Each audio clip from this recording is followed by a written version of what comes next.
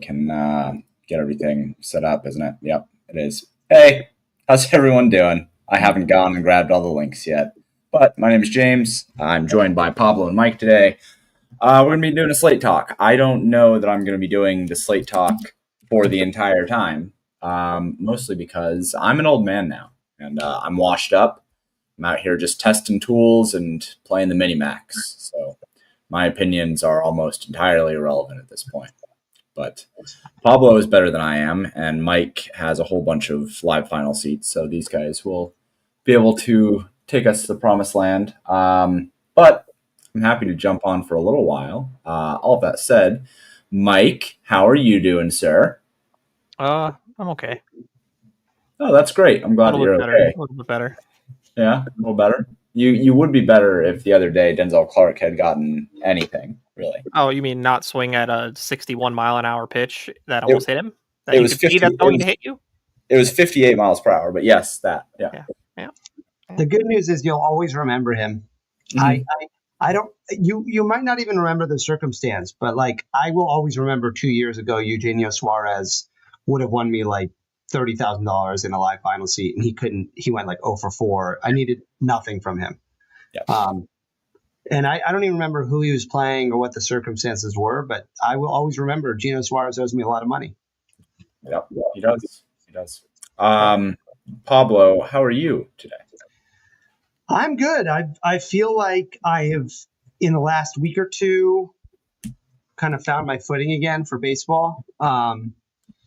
It's weird with DFS. You can find yourself really hot for a while, and then you can kind of just like lose it. And I think I was mostly just overthinking it. Like this season has been a good lesson in not overthinking pitchers, especially, and then being willing to be creative with bats. And I think that, we've seen a lot of slates now where almost uniformly at least one of the chalk pitching options, if not the top 2 or 3, do really well. And it's not like a rule. It's always going to be context and slate dependent, our favorite word in DFS, dependent. But I do think that there just is an aspect of saying, you know what, let's control some of the things that are not that complicated, and then let's let volatility do some work for us around bats. Yeah. I mean, I mostly agree with a lot of that. I do think that distilling it down to chalk pitching being the thing that you should take on it. I don't know that it's been chalk pitching the entire time, but it has been. There have been really good spots that we should leverage the entire year, and one of those spots, as Cam the Man in the comments said, Jam versus the Rockies has been almost a lock. It really has. And pitchers versus the Rockies have been as automatic as it possibly comes in DFS, which is great for single entry. And then you have assholes like me who are trying to MME and end up only getting like 17% Bayo or 12% Giolito because it's 8,500. And it's like, it's hard. I think that it's hard. It goes against the way that I usually play to be like, oh, I'm just going to jam all the chalk in the same lineups. Like I can't do that. I functionally cannot do that because I know that that's not the right way to play DFS as like a whole encompassing thing. But there have been a lot of really, really good opportunities this year in MLB. And for the most part, we've taken advantage of a lot of them. And we've been doing a good job about that. But I do think that it's easy to kind of get lost in the weeds and think and over leverage yourself and try to be sneaky and try to be, try to express your play, as I always like to call it. And, it puts you in bad positions. Mike, I know that you've been on a downswing. Have you felt that way a bit? I know like a lot of it is like I'm just like overthinking certain things instead of just like last night I 100% should have played the Yankees instead of like keep getting locked in on the Cubs in one of the 2 lineups, because then like I pretty much just auto win the 920 last night. Like no one played like full Yankees. They played like Jazz with like a Dominguez and then maybe Judge. Like nobody played that way, and I think I could have got Yankees like pretty easily. And I felt stupid also playing the A's. I know that sounds kind of crazy, but like I mentioned in the cord last night, like after the like close to when the game started, I was like, "There's no way Bryce Elder is going to maintain a 25% home run per fly ball rate like forever." So he's got to be good at least. That's or not good, but like not get blown up at least at some point. Like obviously last point, and it would have been great to even play him last night at 6,200, or just not play the A's at all because they were like 30% owned. The Braves were way under. Like Acuna was 7% in the qualifier last night. Yeah. Yeah, and that's the thing. I mean, that's one of the things over Paydirt that we focus on a lot, right? It's like taking advantage of that regression in those spots where we can be like, this isn't going to maintain forever. Like one of the reasons why we wanted to attack with the Twins the other day up against fucking Managa. Yeah. Everybody's like, oh, well, he's not a bad pitcher. Like, he's fine. He has an abnormal arm slot or whatever the fuck Direwalk would say in the Discord. And it's just like, okay, yeah, but he has like a 100% left on base rate and a 180 BABIP and a 2% home run per fly ball rate. And he has a 6 K per 9. Like he's going to give up contact and those things are going to regress and it's going to go insane. And there's going to be a lot of runs scored against him at some point. So we should just leverage that. And people mistake that kind of stuff. They think that what has happened will continue to happen and it just usually doesn't. So anyway, I'm getting ready to run some updates. After I run the updates, then I will talk for a little while and then I'll get out of here and let you guys do your thing with some fresh numbers. But from a glance, I mean, I guess I will share the not updated numbers really quick. But from a glance, I like this slate. I think that it looks pretty good. It's relatively short. Thursday slates are usually a bit shorter than other main slates. I don't know why I can't fucking talk right now. Share screen, blah blah blah. This one. Yankees look like God. Seattle looks good. Atlanta looks good. I mean, we have 3 teams with an 8+ above 30%, which is really, really nice. We have not had that recently. So we kind of get a pick your own adventure type slate here. All 3 of them have over a 10% chance to be top scoring teams on the slate. A lot of ownership on Strider. I don't know that I buy that, though. I'm probably going to drop his ownership projection a little bit on this next run. I think that 50% sounds a little bit more appropriate. I just very much doubt that people are going to look at Strider at 9,500 with nobody else near him really in price and want to play him in 100-degree weather in that ballpark. I just think there's going to be a lot of people that say, I'm not going to do that. And they're going to drop down and they're going to be playing guys like Eduardo Rodriguez or playing, I don't know. I guess the other thing here really is that there's like no pitchers to play except for Strider. So maybe I'm wrong. Maybe people are going to play 70% on Strider in basically the best offensive environment on the slate. Pablo, do you have a read on that? Yeah, I think he'll probably be pretty owned because of that reason. I mean, I was going to share. Oh, you're already sharing the range of outcomes. Yeah. So I've kind of taken I'm going to save the long-winded kind of each pitcher by pitcher thing. And because I've already kind of done that. And here's my take on the pitching. There's like basically there's 2 like bona fide good pitchers on the slate, right? One is Strider, who is still like not priced in a way that a really good Spencer Strider is usually priced. Granted, he's had his ups and downs since he came back from injury. And then there's Brian Wu, who's playing against the Yankees, I maintain is a good pitcher, but like you're not playing him today against the Yankees, especially with his lefty-righty splits when the Yankees have a bunch of good lefties. So I think because of what you said, that there's everybody after that is a bunch of like either shitty or kind of shitty pitchers in okay to decent matchups. I do think Strider probably comes in pretty owned because of that. And I think A little bit of it depends on how pricey the sort of priority stacks are. If I haven't really looked at bats a whole lot yet, if there's enough value, I think Strider will come in super chalky because of him being the only ace in a. I understand bad weather environment, but still the A's have not been like a super impressive team offensively besides like their blowups against bad pitchers. So I think if there's enough value in the bats, and there probably is because there's so many shitty pitchers going that I don't think it's gonna be that hard to find a team that we normally wouldn't play against a bad pitcher.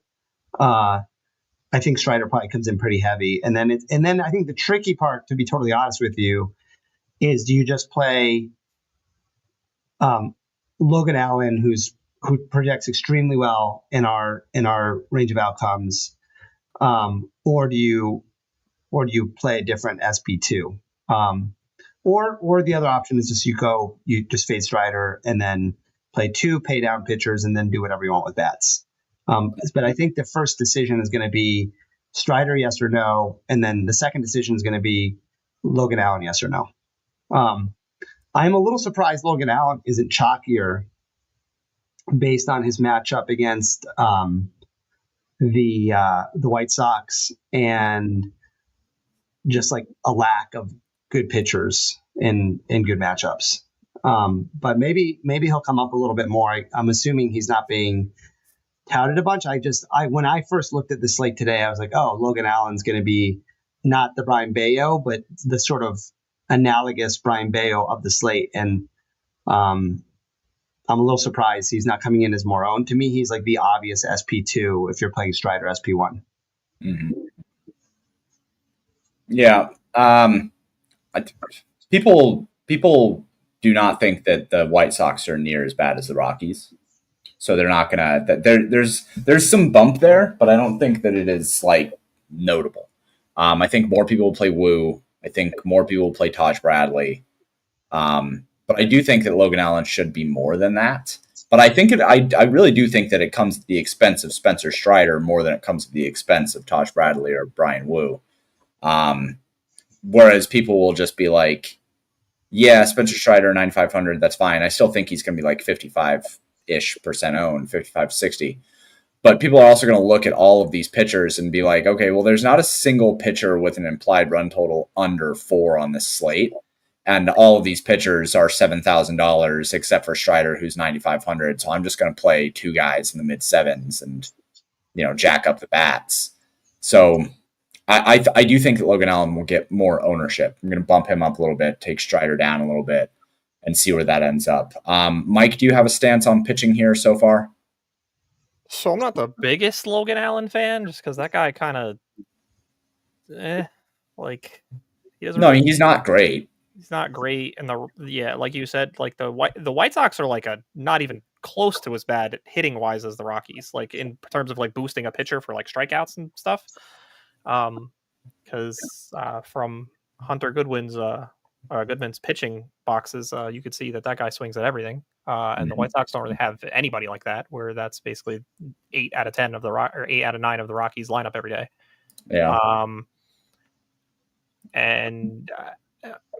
Yeah, I'm just not the biggest fan of that. I know everybody will be shocked when I say this, is I kind of like Taj today, even though he's kind of he looks like he might be the second highest owned pitcher. But if I don't really have big plans to play Strider that much, I think it's fine. I'm definitely not going to play Woo in Yankee Stadium. I don't think I'm going to play Eduardo Rodriguez against the Padres. Yeah, so let me push back on Eduardo a little bit. He's been remarkably decent on a slate where we have a bunch of like not great pitchers like Logan Allen guarding ownership. The problem with Eduardo Rodriguez is the Padres are not a great matchup. They don't strike out a lot against lefties. They've actually been starting to heat up a little bit, but look, it's all relative, right? I'm not saying Eduardo Rodriguez is good compared to like actually good pitchers, but compared to people like Logan Allen and Taj Bradley, I think he's in the conversation. He's had three of his last 3 games. He's K'd 7, 6, and 10. Now, granted, Kansas City scored 8 runs off of him, so he got blown up there. But he killed Miami. He killed the White Sox. I don't know. I mean,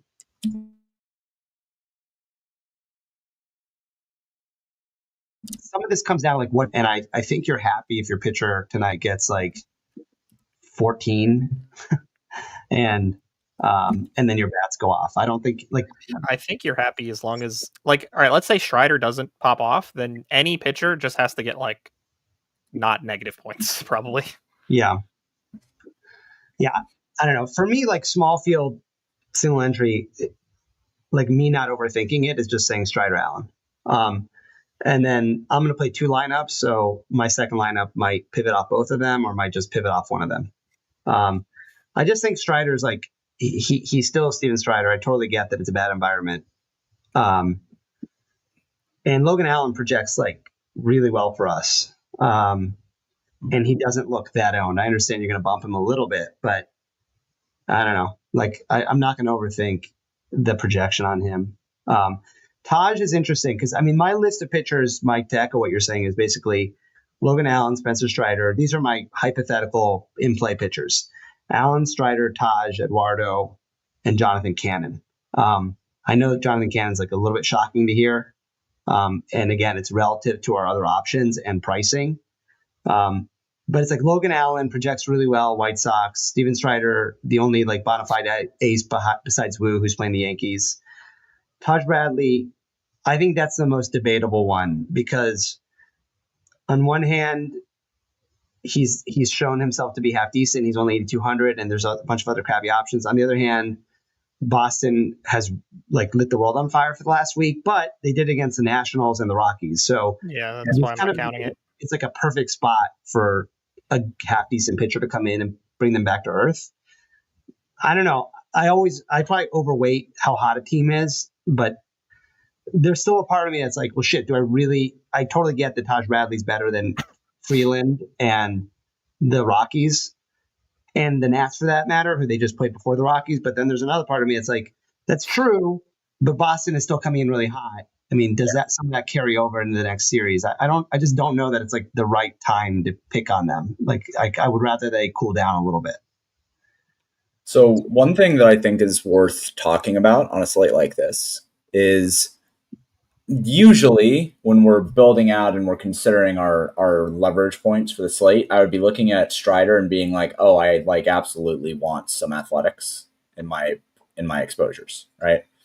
Or I absolutely want some Boston. But there's kind of a key thing that makes me not want as much of that on this slate, and that is that I think there's going to be a lot of runs scored on this slate, just looking at team totals.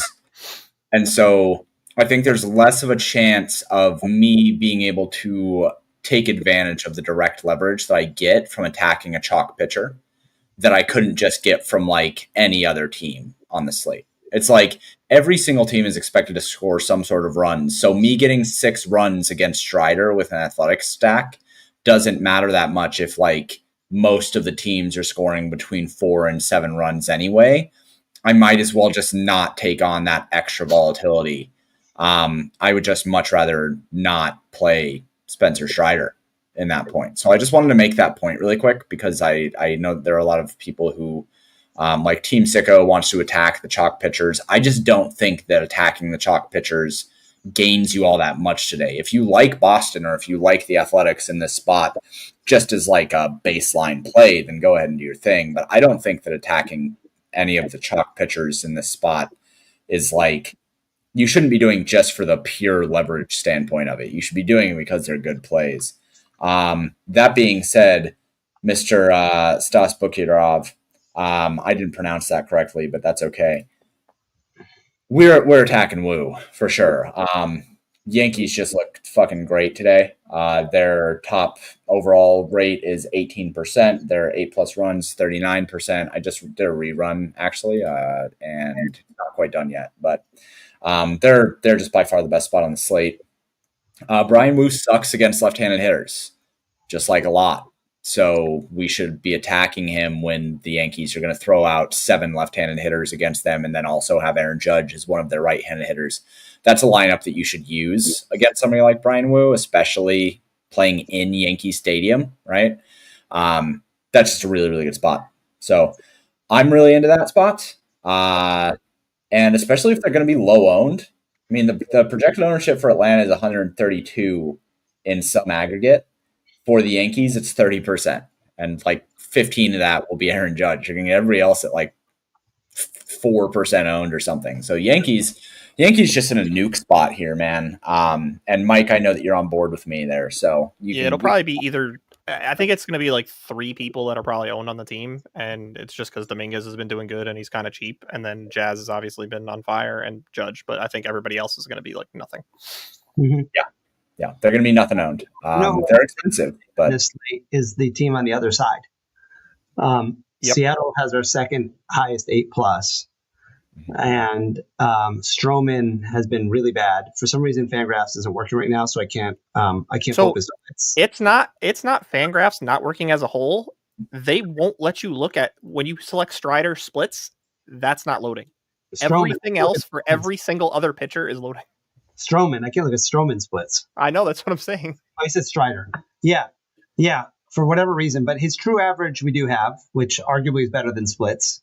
And if we pull up the research sheets and look at Stroman's true average, he kind of sucks versus both sides. And a little game stack in that game, you could do a lot worse than that.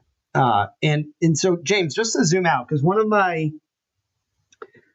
my kind of discipline building decisions that I made before the good football season I had, one before last, which I wanted to do for baseball, but then I get lazy and I play too optimally, is to really approach things from a more game theory decision-making standpoint, as opposed to just like, who do you want to play? Yeah. And on this slate, to your point, if we're going to have like 4 or 5 teams who score 10 runs or whatever, 7, 8 runs, there's going to be a bunch of teams that score a lot of runs in this game because there's a bunch of shitty pitchers. Yep. Then to your point of like how much leverage do you really get by playing the lower owned one against the direct leverage? I don't know, probably not as much. I agree with you. And then B, you ask yourself, well, just from a pure ownership standpoint, like to not overcomplicate this, which really high 8+ team is not going to get that much ownership? And it turns out that Atlanta is going to soak up a ton of the ownership. For whatever reason, the Angels are going to get owned a bunch. So then it kind of leaves the Yankees and Seattle at the top as like the 2 teams that have a really nice 8+ that don't look super owned. And I guess if you want the direct leverage of the Athletics, I don't hate it, but I would reserve that for larger field because I think Spencer Strider is like a pretty easy small slate click today, small field click. Yeah. First off, sup tribe, how you doing? I'm good, bro. That's good. That was very enthusiastic. Moving I literally on. just logged off of work. No Washington love. No, not really. I mean, Washington, they're just Miles Mikolas is not somebody that the models have really loved to attack. And Washington is cold right now. I mean, I know they put up some runs yesterday, but overall, just models don't love them overall. They would much rather use a team like, Seattle, like Pablo was just saying, or, the Angels. We have some positive Levex on a team like Boston, neutral on St. Louis. They prefer placing St. Louis over Washington. Not a spot that they absolutely love. Let's see. Do all of your models do money line? Yes, they do. We do have money line for nearly everything. I don't think we have it right now for WNBA, even though I could build it. I just haven't built the betting models for WNBA yet. But for the vast majority of models, we have money lines. I just when I look at these spots and when I look at the Yankees and Seattle and even Atlanta, like I don't mind having an Atlanta. They're not that negative leverage. I mean, 14%. They're going to have a lot of ownership, especially if I'm not going to play Strider. I don't really have much reason to fade Atlanta because I I should soak up ownership somewhere. So I don't know what I'm going to end up doing when I actually do build out my lineups, but I'm probably going to have plenty of Atlanta. The team that I think is maybe most interesting, just kind of like looking straight out, is Boston. Who, I was about to say it. I was about to say it. They stand no, out. really? Yeah, they stand out. They stand out. They do because you're saying to yourself, okay, who are the obvious team is Atlanta, right? They finally went off last night. Everyone's been wanting them to go off all year. Kuhn is back. Some people might, I think, point. I don't think the Yankees are like that sneaky just because it's the Yankees. And I agree with Mike. It'll be mostly just Judge and those other two guys, but they're not super sneaky, right? Seattle's not sneaky at all. I mean, they don't look unowned, but they're not going to be nothing owned. And Stroman's been bad. But if you scroll down on the A+ and you look at ownership, like if you just look at 8+ in ownership, ignore 11x because it's going to end up. You could just skip the 11x if you wanted to, but you say to yourself, okay, A+, where is like a drop in an A+? Well, it doesn't really drop after the top three: New York, Seattle, Atlanta. Everyone's between 20 and 27. That's kind of the second tier. But if you look at ownership, where does it really drop after the Athletics, who you're not really wanting to play in small field against Strider? It's Boston. They're like unowned, and people kind of want to play Bradley, and that's why they have 11x of 46%, right?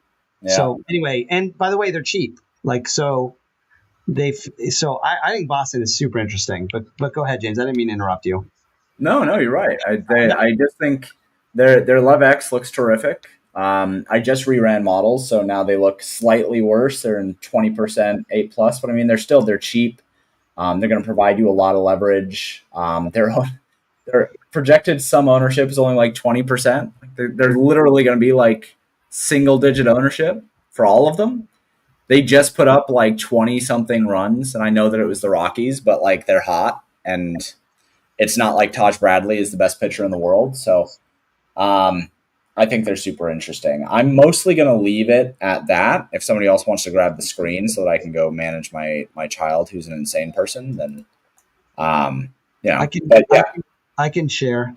Yeah. You do your thing, and I'll just bring it up as soon as you do that. But Tribe, do you have kind of an overview of the slate? We kind of hit on a whole bunch of different like macro points of it and talked through some of the leverage points. But what's your overall read of the slate so far? Yeah, I think you're definitely going to get Strider paired with this kind of mid-range tier of SP2 between Taj Bradley and Logan Allen. We have Erod as like the top guy. He's cheaper than Bradley a little bit more than Logan Allen. If he's really going to be 11% owned, I think like that's your differentiator in small field contests, right? You can eat the Strider chalk, pair him with low owned Erod, and then do your thing with stacks. The Angels chalk is interesting. I gotta run like optimals with some other sources and see like how the hell is that like fitting together with Atlanta, just because like they don't intuitively like fit together.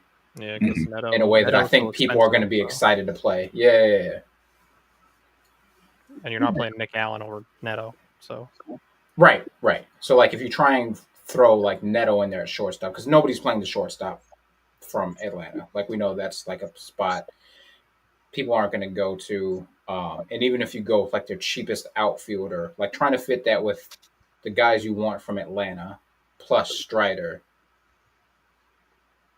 puts you in a tough place, considering we don't see any value bets really popping as far as ownership. Yeah, I mean they're probably going to put Fairchild in again. All right, boys. I'm going to let you guys take over. I'm going to jump out, but hopefully I see everybody on top of the mini-max, and all you guys can take down things that actually matter. Okay, bye. Later. Yeah, so I refreshed. And try before you joined. I think I said that my pitching pool for this slate was Erod, Strider, and again these are like hypotheticals that I would consider, right? Not in order of my preference. Right, But right. Strider, Bradley, Logan Allen, Cannon, which I know is super gross, but it's a gross slate, and he's 6,400 and projects well against a Cleveland team that's been kind of cold, and that's pretty much it. I mean, those are the guys I'm considering. So to me, like in small field, I don't know. I feel like it's overthinking it not to use Strider as your SP1. And then you're just really debating like Erod, Logan Allen, Taj, and kind of off the radar Jonathan Cannon for your SP2. Yeah. I think I might qualify that by saying like small field single entry. Absolutely. If you're doing small field and you're doing like 3 to 5 max, I think having one of those lineup be A's is probably the nuts. Yeah, like if you're doing like the $20 5 max or like the $44 and you're doing like 3 to 5 lineups, I think having one A stack in there isn't crazy considering Strider's going to be like 70% in those contests. Yeah, and we've seen, for as much as I've been saying that chalk pitching, you don't need to overthink. We have plenty of examples, like Cease last night, right? Like almost every slate, we have had one of the chalkier pitchers get blown up. I just happen to believe that's going to be Taj Bradley tonight. I agree with you. Like that's the one I'm targeting for sure. But I'm also a fan of the hedge. Like if you're going to get, like, I don't know what optimal Strider ownership would be on this slate, but I don't think it's 70%. I mean, it's probably, I don't know, 40%, something like that. Higher. You think it's higher, Mike? In smaller stuff, yeah, I think it's gonna be higher. No. I'm saying what optimal ownership would be on him. Like if there was an optimal ownership, I don't think it's 70, right? 70 is probably too high. Like he's not. The A's are not like the Rockies at home. I mean, the Rockies at the other team's home. The A's are a team that's been hitting intermittently decently in a really good hitting environment. So Strider does not deserve to be 70%. And literally every slate that Strider has started for like his past 3 starts and we've been playing him, everybody has been tilting like, is this guy washed? Is he ever going to be the same again? So yeah, I just think that the reason we talked about him being really owned tonight is because the only other pay up is Woo against the Yankees, and you don't really want to do that. So I'm not paying more money for Woo against the Yankees. Yeah. So then you kind of have to say, like, do I just play Strider at a fair price in a so-so matchup / environment, or do I play 2 guys who are both iffy, like Erod, Logan Allen, or Erod, Cannon, or Cannon, Bradley, right? Like you're picking. It's relative to the alternatives, and the alternatives are kind of bad. So for what it's worth, I have a ton of Erod, Logan Allen when I'm stacking more expensive teams. His like previous slates recently too, he's actually had other options that are humans. Like there's been other aces with him on those slates, and like Strider, yeah. He still hit in the 40s. So now like, I'm just seeing like with nothing, like there's no one else. Like I think people are just going to be like, all right, well the A's strike out and blah blah blah. They're the A's, and then he gives up 5 in the first inning, and everybody hates their life. Yeah.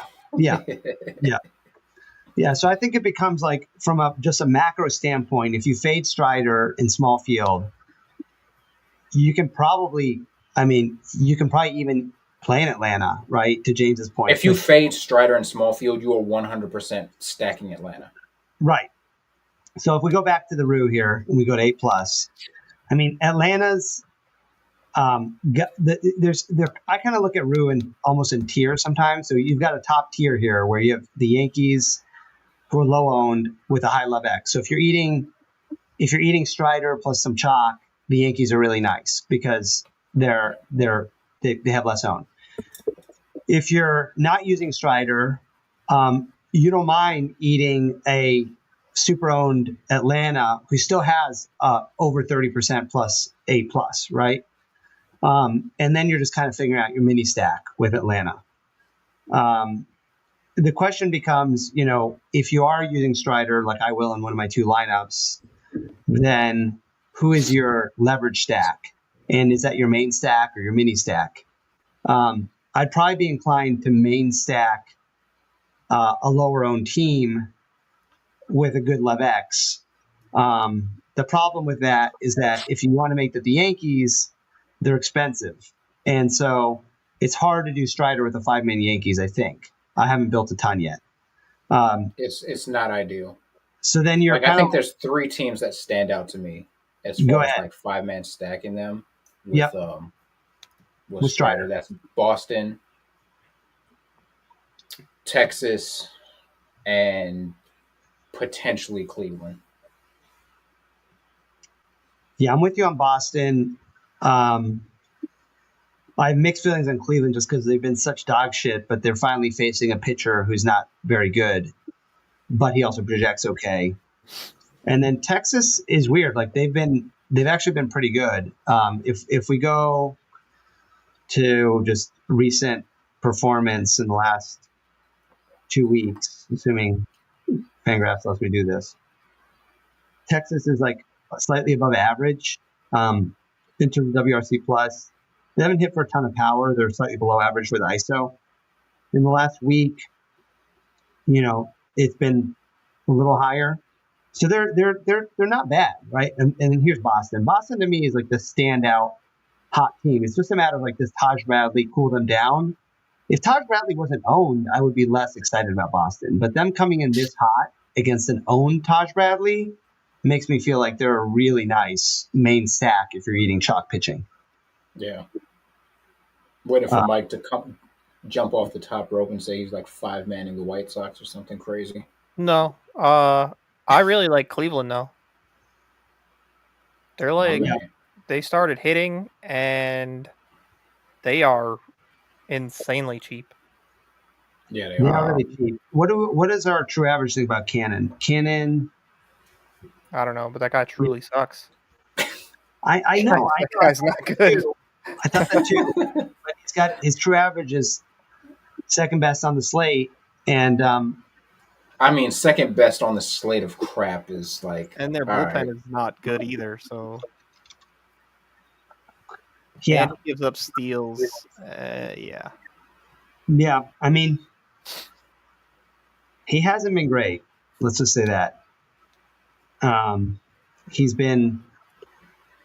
And Cleveland's like getting hot now. Like they got, all it took was 10 straight losses, and then they beat the hell out of Hunter Brown and kind of beat up on Walter a little bit, and then tagged somebody else. Yeah, they didn't really beat up on Walter. They had a good first inning, and then they scored. They didn't score any more runs for the rest of the game.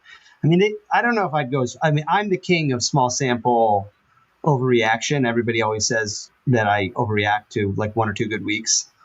But to be fair. Cleveland has, they're still the 4th worst offense last week. Here's the thing with Cannon, right? His true average is 3rd best, tied for that. But, we got to take that with a grain of salt. I think James can correct me if I'm wrong, but league average is 260. If their true average is 260, they are a mediocre starting pitcher in Major League Baseball. So he has a mediocre true average, a 10% walk rate, and a strikeout rate under 20%. Yeah, that's bad against Cleveland. So, yeah, I don't know. I'm not into Cleveland like you guys are. They just have a bad A+. They've still been pretty cold, but I get it. We are looking for some value, right? And if their plus isn't terrible. Their plus is what, 18%? What's that? Their plus isn't terrible. It's 18%. They're right. They are similar to how Miami has been this whole week. Miami, most of this week has not been near the top. They've been around that 18 to 21%. That's fair. There's really only 3 teams that stand out as having really bad. I don't know. There's 3 tiers here. There's the Yankees, Seattle, Atlanta, then call it Cleveland to the Athletics that are 18 to 24% A+. Arguably that's a tier, right? And then there's St. Louis, San Diego, Washington. Arguably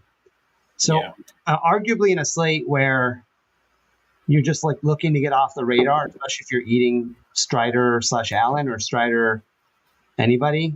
I think honestly, like any of these teams in this range are kind of interchangeable, and it's just some of it comes down to lineup construction and which teams fit well together. Yeah, for sure. What else? Do people have questions? Are there any questions in the chat? I don't see a whole lot. Nah, not a lot of questions.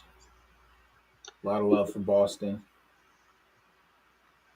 Yeah, I don't get the Washington love. Boston dropped so much that makes me less happy.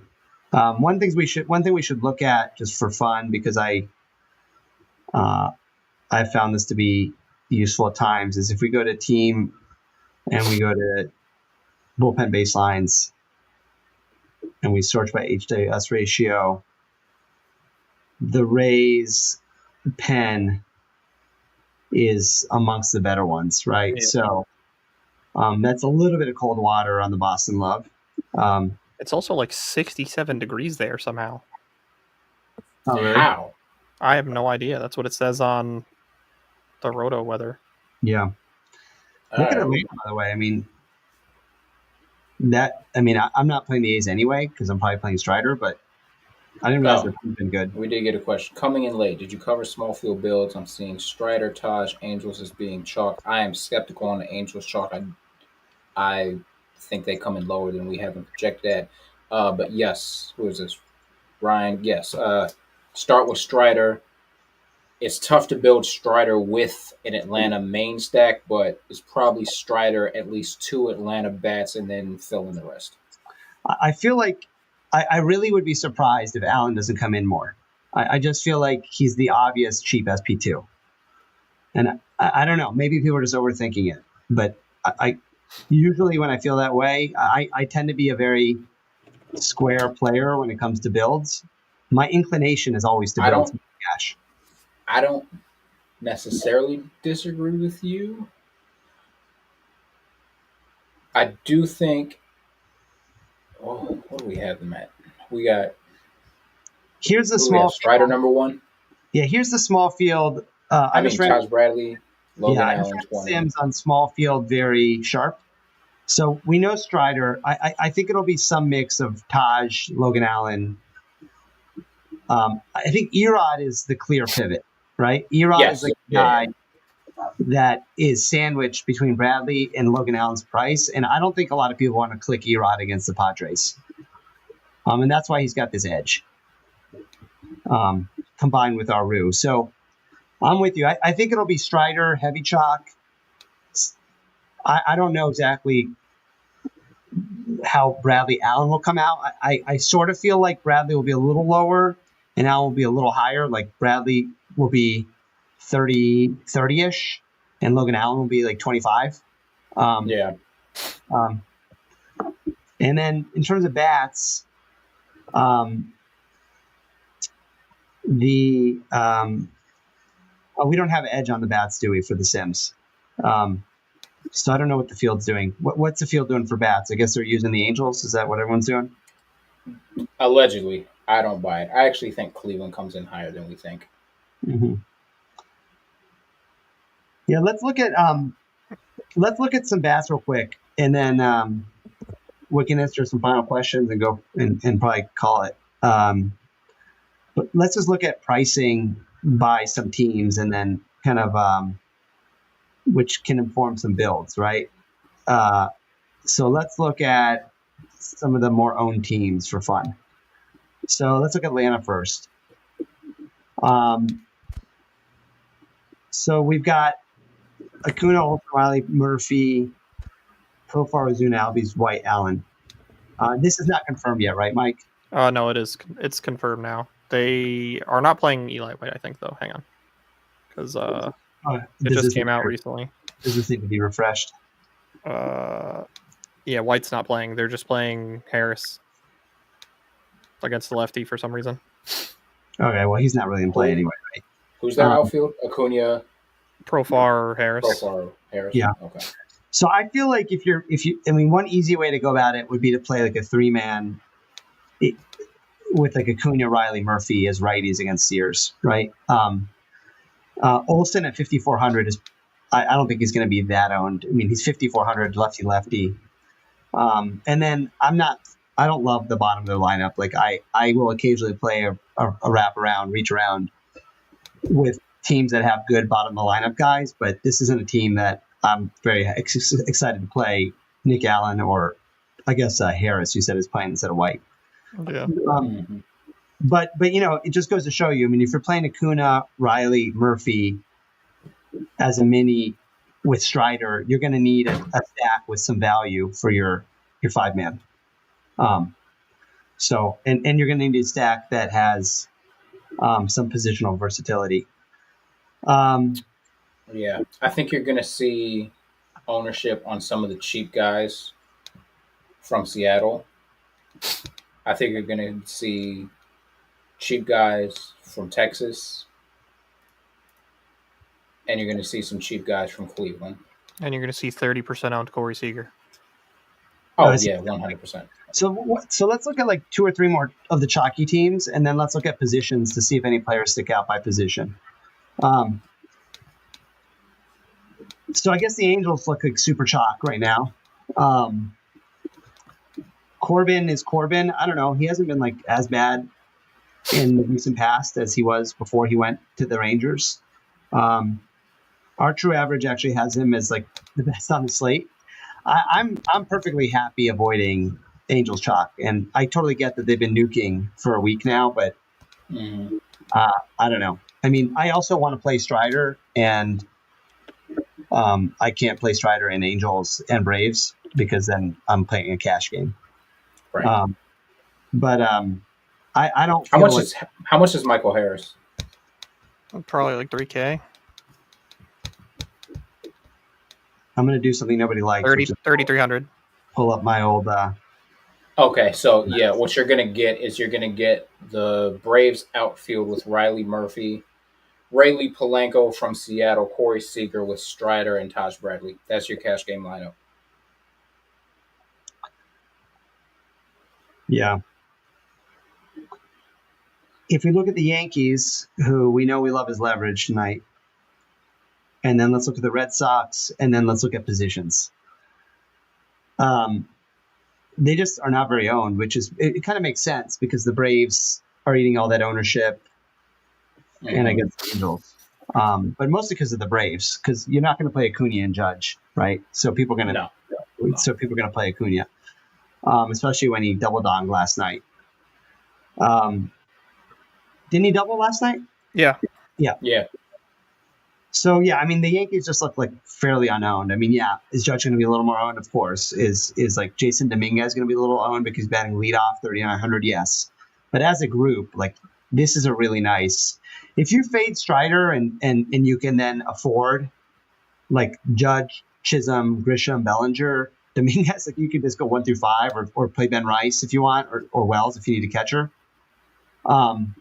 You can fade Strider and do like Logan Allen, Erod with 5-man Yankees, and you got plenty of leverage, right?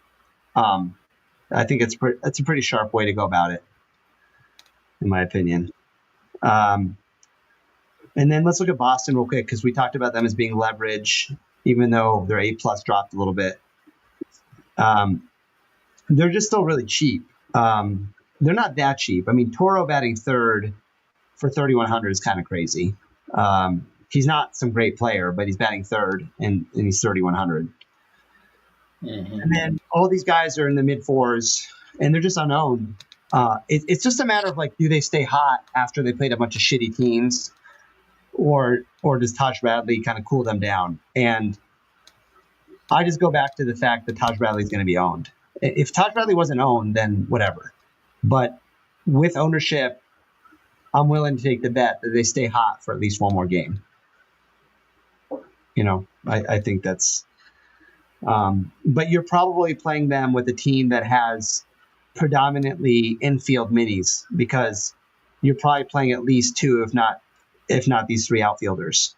And then you're going to need a team that has, you know, second base, and maybe a catcher. I mean, you've got options Yeah, here. this is why I said like you're gonna see a lot of Seattle. You got Blanco under 4K at second base. You got Texas with Simeon at second base. You got I don't even know where he's batting in order. I think he's somewhere decent in the order. That Angel Martinez kid, and then you got Bo Naylor, who's like super cheap. So Manzardo. yeah. Yeah. So let's look at positions real quick, and then we'll answer any final questions, and we'll go. Because we'll give people, including myself, about an hour to build. Nothing crazy here at catcher. I mean, the obvious thing is just Sean Murphy's chalk, and he projects really well. So, don't be mad if Sean Murphy dongs tonight. And of course, Sean Murphy chalk. Yeah, I mean he's chalky for a reason. He's batting cleanup against JP Sears in a minor league park, right? And he projects really, really well. Austin Wells is a nice pivot for $100 less if you're playing a Yankee stack. I wouldn't play Austin Wells as a one-off, but if you're playing a Yankee stack. First base,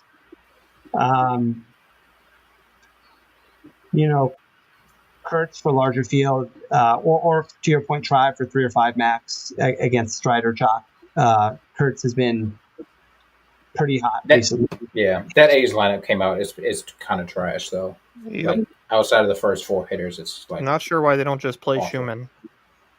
He's good. Schumann's like low-key Schumann good. subs in for him when he gets hurt all the time. Like I guess he's just like ready to play all the time. But when like they have time to think about it, they just don't play him, and he's better than Gio Urshela, obviously, and Andujar. Yeah. I'm going to bring up one sneaky team real quick that I was reminded is sneaky by a decent range of outcome here. And it's only sneaky because the pitcher is bad and they don't seem to be owned, but they don't project that well, to be fair, is Tampa. Walker Buehler's been pretty bad. And Tampa for a minute there was like our go-to team, right? They just feel like a team tonight that like nobody's going to play. Walker Buehler has been intermittently bad to horrible. I mean, if we look here, right, like horrible, bad, horrible, bad. I'm old enough to remember people arguing that he was a genuine ace. Yeah. So I'm not like, I'm not saying like you should go crazy and 5-man a ton of the Rays, but they're not. If we go back to just ownership, in terms of ownership, they are like way below these top 4 or 5 teams, way below the Angels, Atlanta, Texas, Seattle. Their A+ is in that middle group that we talked about. Like in that middle group here, you have essentially Cleveland to the Athletics with 18 to 24% A+, and the Rays are right in the middle there. So I would put them in that group of teams that are facing a bad pitcher and not that owned, which is a lot of teams tonight. Arizona. That's the slate in a nutshell. Yeah. I mean, Arizona's in the same position. Arizona's kind of like the same thing. Arizona is also not owned, facing Randy Vasquez. For whatever reason, Randy Vasquez is one of those guys I hate picking on. Like he's like a right-handed, whatever the fuck his name is on the Angels, who sucks but like never gets blown up. So you guys know what I'm talking Tyler about. Anderson. Yeah, he's a right-handed Tyler Anderson. Yeah. Like you're like, oh, I'm gonna pick on Randy Vasquez, and he gives us like 2 runs with like 8 guys left on base. Yeah. Let's go back to range outcomes real quick. But I'm glad I pointed out the Rays because I feel like they're just one of those teams that's not going to be owned. I don't know if anything else like really sticks out here at first base besides Josh Smith's projection. Second base, which has always been super thin. We've got Jazz on our favorite kind of leverage stack, the Yankees. Tribe, to your point, Polanco, it looks like he's going to be pretty chalky. At a position of need for 3,600. He's kind of like Jonathan India was last night Jonathan India was like the pay down second baseman last night at a position where we needed somebody. So he'll be a common one-off. And then I'm not sure anything else like really sticks out at second base. It's kind of I would look at second base as like you're looking to correlate, or you're probably just playing Jorge Polanco as like a one-off value piece. Third base, Jazz again. J-Ram, who's J-Ram. He is pricey, but that'll make him a little less owned on a slate where people want to play the Braves or Josh Smith. There's Caminero, who I like the Rays as a contrarian stack. Riley projects really well. He's kind of the same thing as Sean Murphy, but just at third base. And then I don't think anything else really stands out after that. Shortstop, Neto, heavy chalk, projects well. Corey Seager, same thing. Those are going to be the two guys that are super owned. I get Seager more than I get Neto. But I haven't played the Angels lately, and maybe that's on me. Has Neto just been, let's see how he's been doing. Has he been lighting the world on fire? No. He's had some games, but... Wait, why is Brandon now not playing? Oh, because the Rays are down. He's injured. Is he hurt? Yeah, day to day. Neto's batting 133 in the last month. So, I don't know. Oh, that's against lefties. Hold on. Let's see how he's doing against righties. Against righties, he's 247 with the WRC plus a 97. I don't know. Has he been hot like the last week? Is that why he's chalky? No. I guess he's been kind of hot. He's just playing against Corbin. Okay. I don't know. I feel like the Angels, I mean, it might come back to bite me, but to me, they're like the easiest chalk piece to fade on the slate. I think they're a lot easier to fade than Strider. Oh, for sure. Just because we have so many options at bats, we don't have a whole lot of options of pitching. Seager's fine. And then Perdomo for a low-owned option. And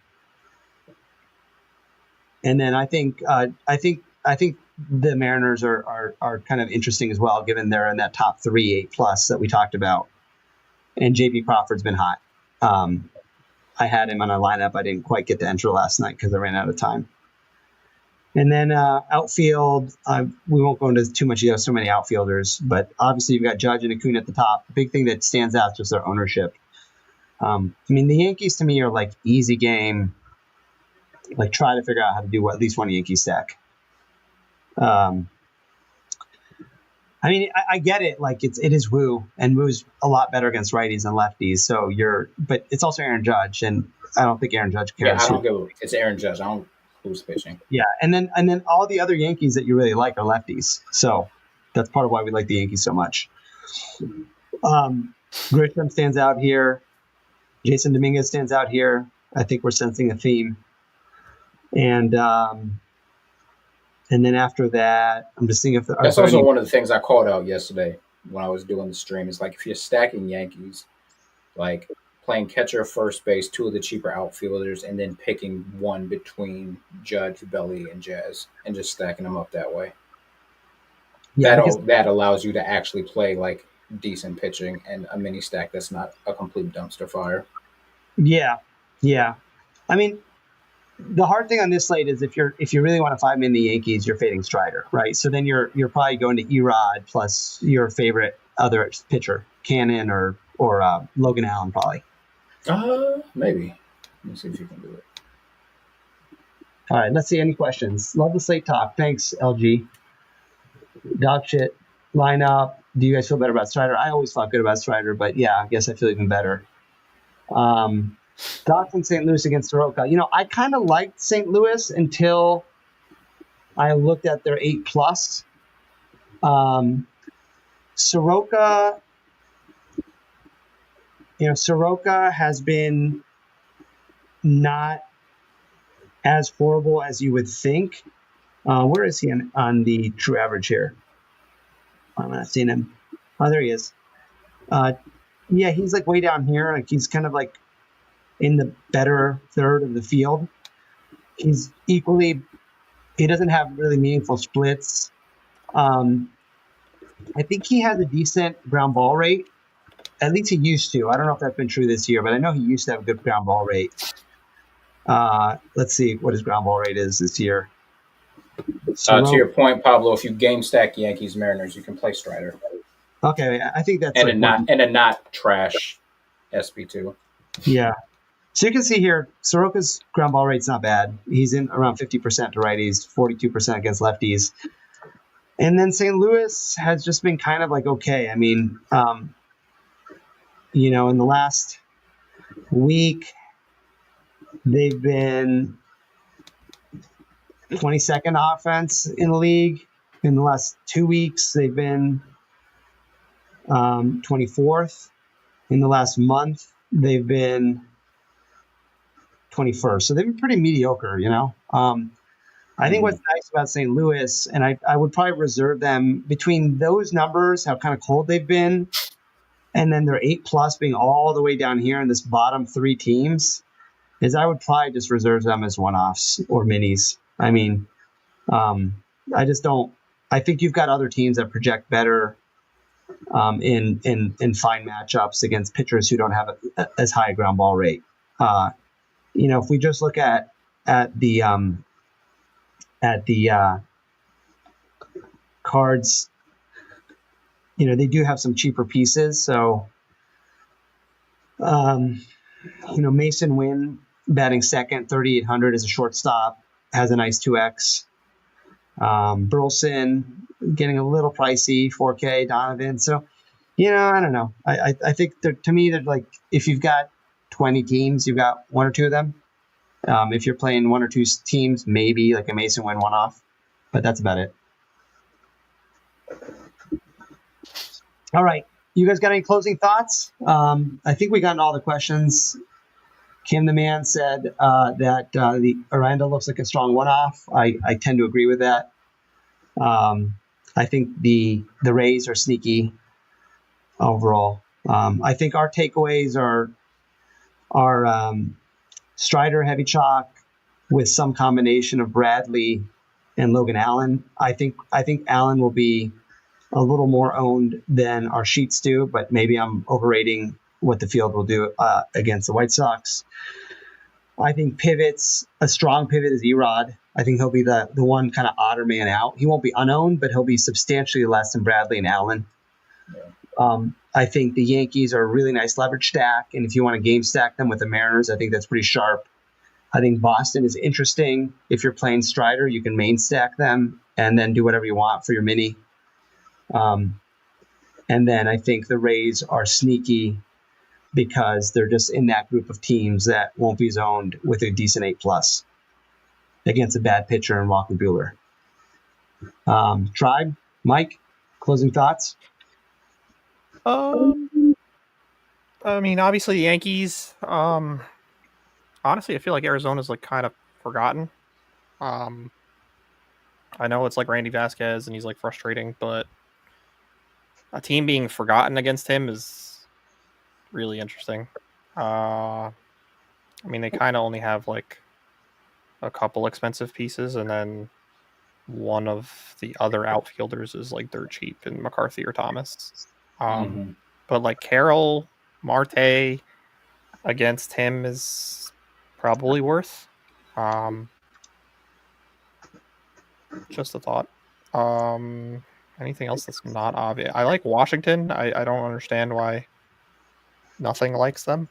Like, I get they're the Nationals, but Michaelis has given up like 14 runs in his last 2 starts, and that guy's terrible. So yeah, he's been horrible, and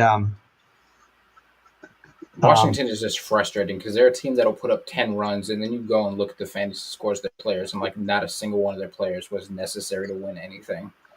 Yeah, it's like Wood homered maybe once, got walked 4 times. Right. Yeah, and like I agree with you on the D-backs. I would put them in the Rays kind of in the same category. I just feel like they're not going to be as owned as they should be against 2 bad pitchers. Yeah, the Rays being from what we have is like kind of unowned versus Buehler is crazy. It's crazy. Yeah. Like they have people that can obviously steal. I mean, I wish Simpson was cheaper because that's all he's worth. But Like Kim can steal bases. He used to steal a little bit on San Diego. Josh Lowe can steal a little bit.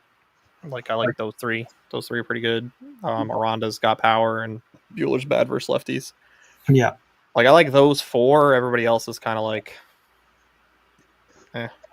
Yep. I don't really like Caminero for 51. I'd rather just play like Jazz or J-Ram if I'm going to spend that much. Yep. Yeah, that's fair. Or Riley. I feel like Riley's going to be Riley's cheaper, I think. Yeah. He finally homered last night, so. Yeah, he's 4.4K. Yeah. Tribe, any final thoughts? Don't play Taj Bradley chalk. That's it. I'm with you on that one. All right, fellas. Well, I think we got about 45 minutes to build. Let's hope to take something down on this slate. I think we've looked at it from virtually every angle. So now it's up to the gods. So good luck, everybody, and I'm sure we'll be doing this again soon. And thank you, everybody, for joining us. Yep. This is